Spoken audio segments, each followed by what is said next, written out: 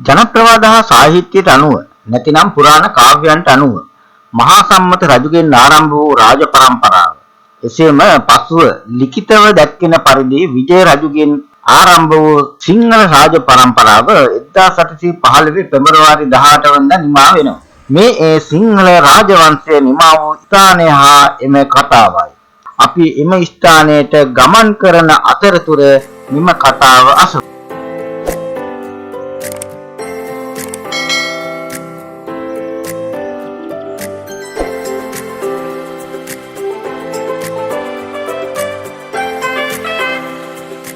එදා කන්ද උඩරට ඉංග්‍රීසින් පැමිණියේ ඇහැලේපොළ හා මොල්ලිගොඩ යන දෙදෙනාගේ උපදේශයන්ගෙන් අනුව. එහෙත් ඒ වන විට කන්ද උඩරට පාළු සොහන් බිමක් බවට පත්වලා තිබුණා. එහි කිසිවෙක් රැඳී සිටියේ නැහැ. රජතුමා හා බිසවුන් දෙදෙනා තම ආරක්ෂකයන් සමග මැද මහනුවර ආරක්ෂිත මාලිගාවට පිටත් වෙලා තිබුණා. රජු සතු වූ කකුද භාණ්ඩ සිය ආරක්ෂක බලමුළුවක් සමග පොඩ්ඩල්ගොඩ රහසිගත ස්ථානයකට යවා රජතුමා මැද මහනුවරට ආසන්න වුණා. මේ වන විට රජතුමා කිලෝමීටර් 35ක දුරක් ගමන් කරලා තිබුණා. ආරක්ෂිත මාලිගාවට තව කිලෝමීටර් 10ක් පමණ දුර යන්නට තියෙනවා. පැවති තත්ත්වයේ උඩ වන දුර්ග, ගිරි දුර්ග, ජල දුර්ග පසු කිරීමට රාජකීය පිරිසට අපහසු වුණා. ඒ නිසා පිරිස තීරණයක් ගත්තා. ශ්‍රීවික්‍රම රාජසිංහ රජුට පක්ෂපාතී වූ මැද මහනුවර බෝමුරේ උඩුපිටිය ආරච්චිගේ නිවස තුල රජතුමා හා බිසවුන් දෙදෙනා නතර වීමට තීරණය කළා. සිය නිවසට පැමිණි රාජකීයන්ට ඉහළින් සැලකීමට ආරච්චිගේ පවුලේ උදවිය මහන්සි වුණා. මේ වන විට රජතුමාගේ තෙල්දෙනිය ධාන්‍යාගාරයට වැඩි සිටි ජෝන් ඩොයිලි රජතුමා ගැන හෝඩුවාවක් ලැබෙන තුරු කල් මැරුවා. ඔහුට රජතුමා සිටින ස්ථානය පිළිබඳව පණිවිඩයක් ලැබුණා. ඉක්නැලිගොඩ සමග සිංහල හේවායන් පිරිසක් අදි වැල්වීමට පිටත් වුණා.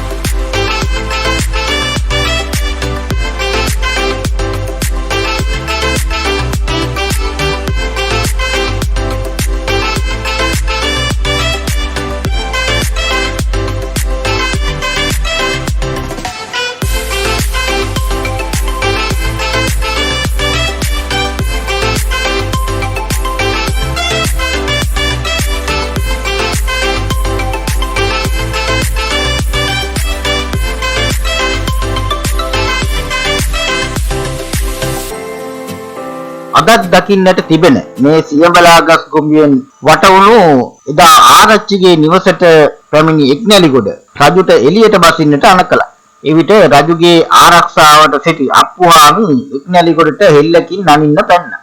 ඉක්නැලිගොඩගේ පිරිස ඔහු අල්ලා තලා පෙලා දැම්මා.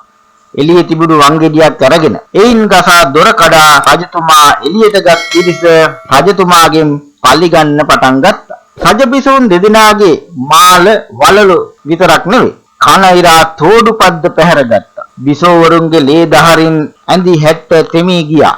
ඉතින් එදා මෙම සිද්ධිය වුණු ස්ථානය සිහි ගන්නන්නට පිහිට වූ ස්තම්භය අසල මා මේ රැඳී සිටින්නේ. එදා තිබුණු ආරච්චිගේ නිවස ක්‍රමයෙන් විනාශයට යන්නට පටන් ගන්නට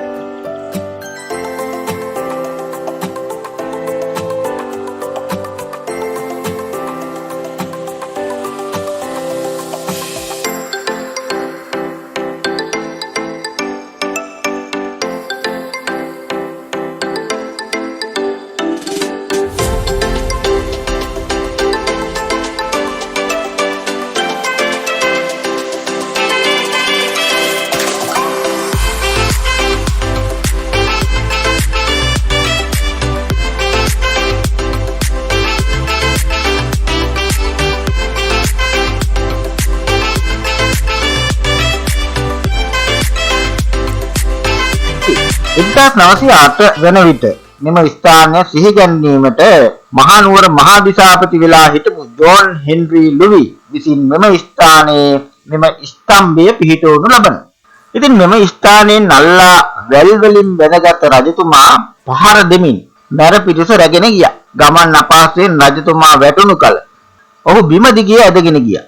එහෙත් ස්වල්ප වේලාවකින් පැමිණි ඩොයිලගේ ඉංග්‍රීසි හමුදාව රජතුමා සිය භාරයට ගත්තේ සැලියුත් දමා උත්තමාචාරයෙන් අනතුරුවයි.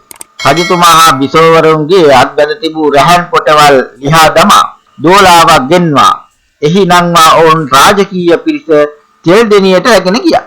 රජතුමා සිරකරුවෙකු ලෙස එදා රාත්‍රිය තෙල්දෙනියේ තම ධාන්‍යාගාරය තුලම ගත කළා.